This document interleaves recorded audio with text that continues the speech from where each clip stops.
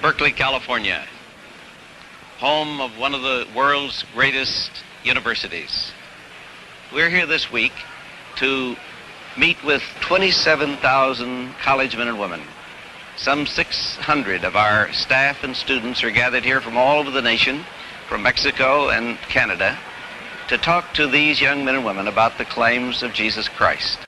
Going to school for me is to, of course, first to get an education. The second thing is to find myself as a person, relate myself to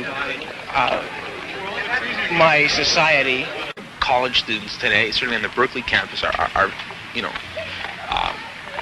painfully aware and sensitive to other people's needs. I think the best thing you can say, about the most accurate thing you can say about people around here, is that they really don't have any views, and this is probably what's called radicalism. I don't know what I want to do. I don't even have a major yet. And I'm coming here and studying stuff and learning to decide what do I want to do with my life while I'm here, you know? And I'm still looking around. That's all there is. I mean, I'm thinking about different things, but this place, with all the variety it's got, is probably the best place in the country to come and look around. This is what Berkeley is, you know. Be you communist, fascist, or what, you can be here and say what you have to say. If our world is to be changed, it's going to be done at the university level on the campus. And you guys have got the message. And you've got a power working for you that is absolutely supernatural.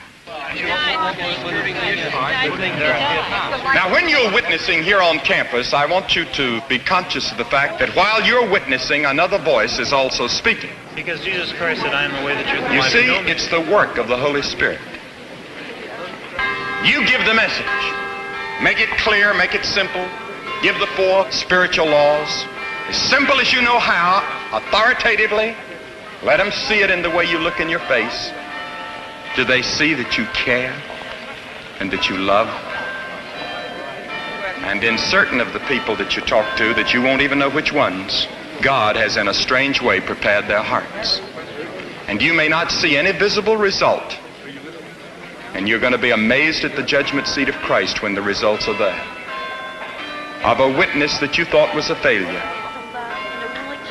Because you see, another voice is speaking at a deeper level than you're able to do. We are not to argue.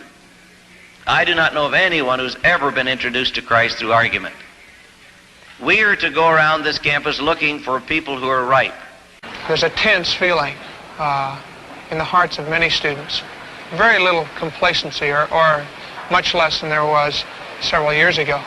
And the tenseness, I think, gives way to these kinds of actions.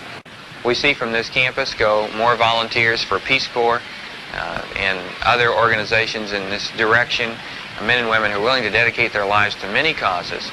I remember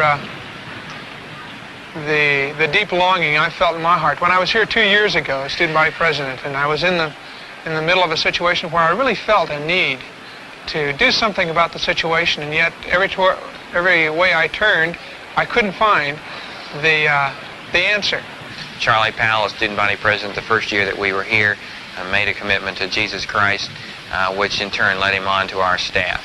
Now that Jesus Christ has given me new light, new hope, and a real foundation for life, it's a great delight for me to be here again, to talk to students about Jesus Christ, and to see them, in many instances, willingly receive him into their own lives. What we're doing in Campus Crusade is asking people to come to the person of Christ, not to a particular church. To the person of Christ and experience Christ. You go on any campus today and you're asked to experience something. If you haven't had sex experience, the pressure is on to have sex experience. If you haven't had LSD, the pressure is on to try it. Experience it. Experience pot. Why not experience Christ? Because Christ is an experience. He's a life. Because when you give your life to Christ, he comes to live through you. He gives you a supernatural power to love your neighbor. He gives you a joy and a peace and a security and an assurance and a happiness and a sense of belonging and fulfillment that you normally don't have. If a group of students at Berkeley gave themselves totally to Christ and began living for Christ no matter what the cost, you could change our generation.